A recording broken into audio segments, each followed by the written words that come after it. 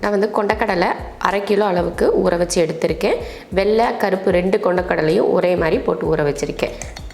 இதை ஒரு குக்கரில் மாற்றிக்கலாம்.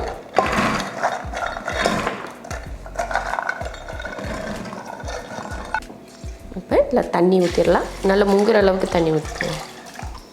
இப்போ உப்பு சேர்த்துடலாம்.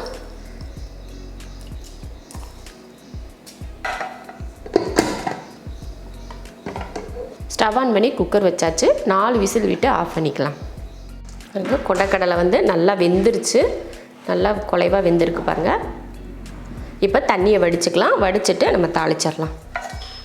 சுண்டல் தாளிக்கிறதுக்கு மசாலா வறுத்து எடுத்துக்கலாம். முதல்ல 1 ஸ்பூன் அளவுக்கு கடலைப்பருப்பு போட்டு வறுத்துக்கலாம். பருப்பு வந்து கொஞ்சம் வறுத்ததுக்கப்புறம் 1 ஸ்பூன் அளவுக்கு மல்லி, 2 வரமிளகாய், கொஞ்சமாக கருவேப்பிலை இதையும் வறுத்துக்கலாம். இதை நல்லா வறுத்தாச்சு. இப்போ அடுப்பை ஆஃப் பண்ணிடலாம். ஆற வச்சுட்டு இதை பவுட்ரு பண்ணி எடுத்துக்கலாம். மசாலா வறுத்தது நல்லா ஆறிடுச்சு. இப்போ பவுட்ரு பண்ணிக்கலாம்.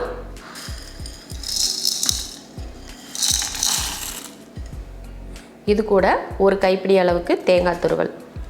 இப்போ இதை கொரகொரப்பாக அரைச்சி எடுத்துடலாம். தண்ணியெல்லாம் ஊற்ற வேணாம், பவுட்ரு போல் அரைச்சி எடுத்துக்கலாம். மசாலா வந்து அரைச்சி எடுத்தாச்சு. இதே போல் கொரகொரப்பாக இருக்கிற மாதிரி அரைச்சி எடுத்துக்கணும். இப்போ நம்ம தாளித்து விட்றலாம்.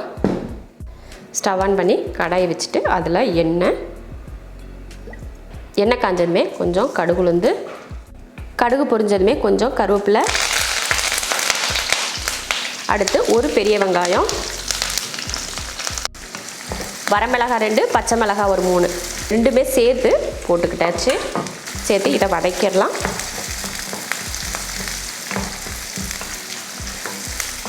வெங்காயம் ஓரளவுக்கு வதங்கினதுக்கப்புறம் பெருங்காயத்தூள், அடுத்து சுண்டல் சேர்த்துக்கலாம். இப்போ வறுத்து பவுட்ரு பண்ணி வச்சோலையா அதையும் இது கூட சேர்த்துட்டு அதுக்கப்புறம் கொஞ்சம் மல்லித்தலை தூவிட்டு இப்போ கிளறிக்கலாம்.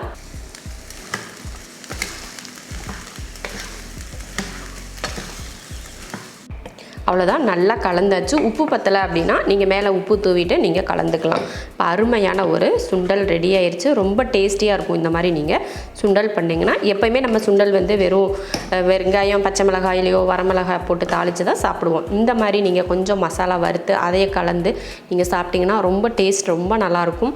இதே மெத்தடில் நீங்களும் சுண்டல் செஞ்சு பார்த்துட்டு எப்படி இருக்குன்னு சொல்லிவிட்டு கமெண்ட்டில் சொல்லுங்கள். பிடிச்சிருந்தா லைக் பண்ணிவிட்டு ஷேர் பண்ணிவிட்டு நம்ம ஷெரின்ஸ் கிச்சன் சேனலை சப்ஸ்கிரைப் பண்ணி பக்கத்தில் இருக்க பெல் ஐக்கானை கிளிக் பண்ணி வச்சுக்கோங்க.